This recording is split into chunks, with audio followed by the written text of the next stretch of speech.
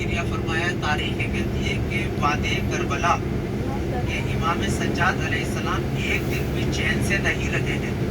الگ الگ روایتوں میں روایت ملتی ہے کہ امام سجاد یہاں پر جب وضو فرما رہے ہیں اوپر تو وضو فرماتے تھے اس انداز سے کہ ایک بار وضو کرتے تھے پانی مضاف ہو جاتا تھا. مضاف یعنی پانی اگر سادہ ہے تو وضو ہو جائے گا, لیکن اس میں کوئی چیز ملا دی گئی تو وضو نہیں ہوگا. تو بی بی نے نیچے سے ایک کنیز گزرتی ہے, اس نے دیکھا کہ اوپر سے پانی گر رہا ہے, تو اس نے کہا شاید میرے کپڑے نجیس ہو گئے. اتنی دیر میں امام سجاد کے گھر سے خادمہ نکلی. اس نے کہا کہ بیوی یہ نجیس پانی نہیں ہے, یہ میرے وقت کی امام کے آنکھوں سے گرتے ہوئے آنسو ہیں. آپ سوچیں کہ کس قدر ہو گئے آنسو. تو امام ظاہر سی باتیں یاد کر کے آج آپ کو اپنے جب مروم یاد آ جاتے ہیں, اللہ آپ کے مروم کی مغفرت فرمائے, تو آپ کو دنیا کس طرح ہوتا ہے.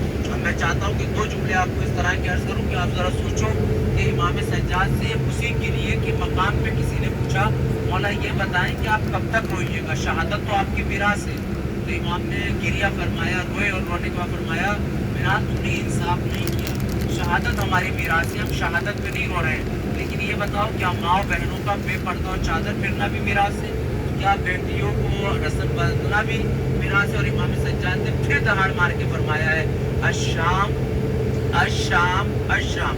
ابھی شام کے حالات اللہ بہتر فرمائے تو وہاں کی زیارت کیجیے گا. آپ اس گھر سے اندازہ لگائیں کہ ایک کونے میں جناب زینب گریہ فرما رہی ہیں, ایک کونے میں جناب امام سجاد گریہ فرماتے ہیں. آپ تاریخ یہ کہتی ہے کہ بعد کربلا جب عید کا موقع آیا ہے تو جناب ام البنین کے گھر پر جناب زینب صلوات اللہ علیہ اپنے خانوادے کو لے کے چلی ہے کہ چلو ہم بھی تمہیں وہاں کی زیارت کرائیں, کیونکہ عید کو فرصہ دیا جاتا ہے. تاریخ کہتی ہے کہ مدینے میں آنے کے بعد جناب زینب نے مدینے تک کی اون محمد پہ نہیں روئی ہے, اون محمد پہ نہیں روئی ہے, لیکن جب مدینے آئی ہے تو ظاہر سی بات ہے گھر ہے ان کا, کہ جب جناب اون محمد کے کمرے پہ پہنچے تو چھوٹے چھوٹے مسلے دکھے. پہلی بار جناب زینب نے گریہ فرمایا ہے کربلا کے بعد, مدینے میں آنے کے بعد. اور جب گریہ فرمایا تو جناب عبداللہ آئے اور آنے کے بعد یہ فرماتے تاریخ کے جملے, بی بی میرے گھر میں تو خود صفے ماتم بچھی ہے, بی بی میرے گھر میں تو خود مصائب ہو رہے ہیں, تم اس وقت کیوں آئی ہو, کہیں اور جا کے روئیے. تاریخ کہتی جناب زینب نے کچھ نہ کہا, بس ایک جملہ تھا کہ عبداللہ تم نے بھی ہمیں نہ پہچانا کہ ہم کون ہیں, کہا ہم مدینے آ تو گئے ہیں مگر سب لٹا کے آئے ہیں. اے عبداللہ جب میں مدینے سے گئی تھی تو میرا بھائی میرے ساتھ تھا, آج مدینے آئی تو بھائی کو کھو کے آئی ہو. عبداللہ جب میں مدینے سے گئی تو میرے لال اور محمد تھے. آپ سفر کے بچھڑنے کے بعد جب ماں بیٹا ملتا ہے تو درد بیان کرتے ہیں. مجھے نہیں معلوم کہ زینب نے کون کون سا درد بیان کیا ہوگا, مگر دل کہتا تڑپ کے ایک جملہ ضرور کہا ہوگا, عبداللہ میں کاش تم ساتھ ہوتے تو تمہیں پتا چلتا کہ بیوی کے سر سے چادر کیسے اتری, سکینہ کے تماچے کیسے لگائے جائے. یہ وہی مقام ہے کہ جہاں امام سجاد نے وادی کربلا کے بعد مجلس کی ہے. آج کیونکہ ہم اندر نہیں جا سکتے, خوش قسمت ہو آپ ارباب ظاہرین کاروان سے خوش قسمت ہو کہ آپ اس مقام پر مجلس سن رہے ہیں جہاں سید سجاد نے مصائب پڑھے, جہاں جناب زینب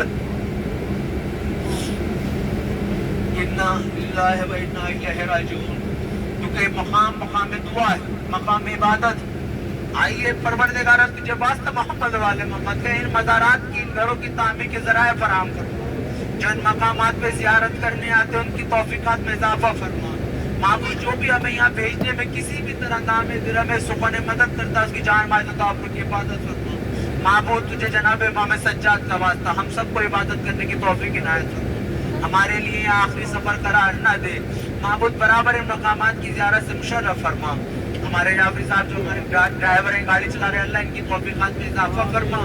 بات پر پڑھے تجھے واسطہ محمد والے محمد کے جناب زینب اور جناب سجاد کے صدقے میں ہمارے مرومین کی مغفرت فرما. ہم سب کو متحد رہنے کی توفیق عنایت فرما. جو ہمارے ساتھ چھوٹے چھوٹے بچے برباد ہیں ان کے مستقبل کو روشن فرما.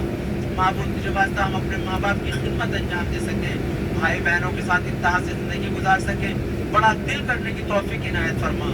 معبود و ذرائع فراہم فرما کے جنت البقیع کی تعمیر ہو سکے.